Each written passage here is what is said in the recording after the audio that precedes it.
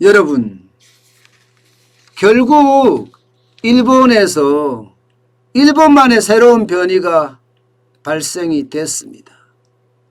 그에 따른 충격도 점점 커질 것 같아요.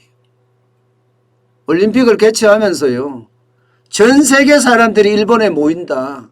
그러면 각종 변이가 일본 쪽으로 다 집합하지 않겠느냐. 그렇게 집합된 변이가 또 다른 변이를 일으켜서 일본만의 새로운 변이가 나타나지 않겠느냐 했는데 결국 그게 터진 거예요.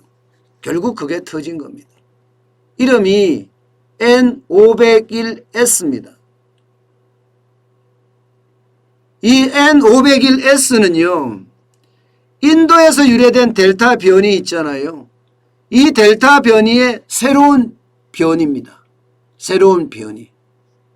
지금까지 세계적으로 델타 변이가 다시 새롭게 변이가 돼서 보고가 된 게 8건이 보고가 된 바 있습니다. 그런데 N501S 변이는 아직 보고가 되지 않았습니다. 이게 처음으로 보고가 되는 변이에요. NHK 방송에서 이 내용을 나왔는데요. 도쿄 의과 치과대학, 도쿄 의과 치과대학 연구팀이 지난 8월 중순에 이 병원에서 진료를 받은 한 환자가 바로 이 N501S라는 일본만의 새로운 변이에 감염됐다는 사실을 찾아냈습니다. 그러니까 일본도 나름대로 지금 충격에 빠지고 있다, 이런 얘기입니다. NHK가 아주 주요 기사로 보도할 정도니까요. 이게 N501S니까요. 보면 영국에서 최초로 발견됐다는 알파 변이와 좀 연관이 되어 있습니다. 왜냐하면 N501Y 변이 구조와 아주 비슷하다. 비슷하다. 이렇게 알려져 있으니까요. N501S가 말입니다. 결국 영국에서 발생된 이 알파 변이, 이게 결국은 새로운 변이를 일으켰다. 이렇게도 이야기할 수가 있죠. 이게 인도로 넘어가면 인도에서 발생한 것은요, 델타 변이라고 합니다. 그러니까 지금 일본에서 발견된 N501S 변이는 영국발 알파 변이의 요소도 갖고 있고요. 인도발 델타 변이의 요소도 갖고 있다는 그런 이야기가 됩니다. 근데 문제는요, 이게 앞으로 감염력에 얼마나 영향을 미칠지, 치명률에 얼마나 영향을 미칠지 아무것도 알지 못한다는 사실입니다. 아직까지 밝혀진 게 아무것도 없으니까요. 게다가 이게 시작이라는 거예요. 이게 시작. 전 세계 인구가 일본으로 몰려갔었으니까요. 각 나라의 사람들이. 그러니까 일본 내에서도 새로운 변이가 이게 한 번 나온 게 다가 아니고 앞으로 지속적으로 나올 가능성이 있다. 이런 분석까지 지금 내놓고 있는 중이에요. 실제 이번 N501S라는 새로운 변이를 찾아낸 교수가 이렇게 이야기했습니다. 다케우치 히로아키 교수라는 사람이에요. 이거를 보면요, 이게 아직까지 어떻게 적용이 될지, 또 어떻게 시장에서 발현이 될지 잘 모르겠지만 분명한 것은요, 새로운 변이가 발생이 됐다. 새로운 변이는 분명히 새로운 환경에 적응한 변이일 거란 말입니다. 그러면 지금의 어떤 감염 속도나 지금의 어떤 치명률이나 여기에도 영향을 미치지 않을까. 아주 주가를 굉장히 곤두세우고 있거든요. 문제는 대한민국의 바로 이웃나라인 일본에서 이런 게 발견됐다는 사실이에요. 여러분도 아시지만 델타 변이 국내에 들어오자마자 얼마 안 돼서요, 지금은 거의 지배종입니다. 지배종.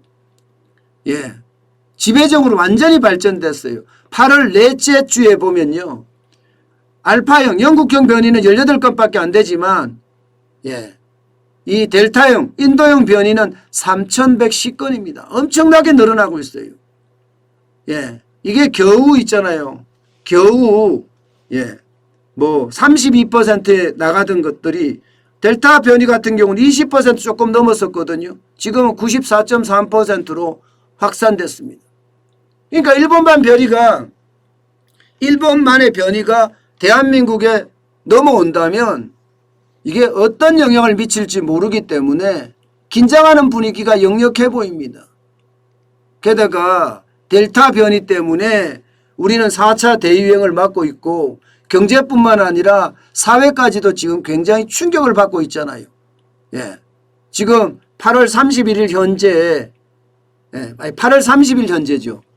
1372명이었지만 어제 밤 9시 현재가요.